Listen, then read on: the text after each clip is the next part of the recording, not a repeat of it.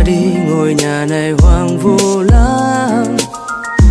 Anh không cho em hết bao kỷ niệm êm ấm, mọi thứ nơi đây đều thuộc về em.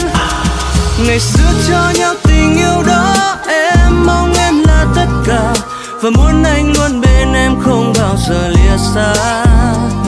Mộng ước ngây ngô lúc ban đầu nay đã xa rồi, tiễn đưa em về một tình yêu mới.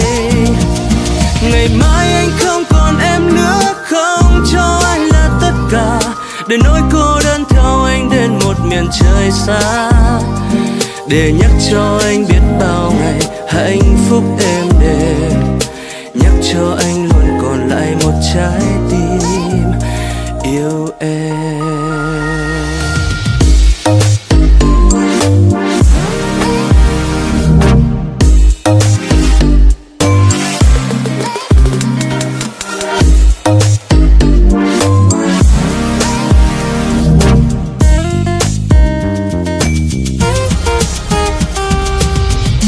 Mà em ra đi em phải thật vui lên nhé.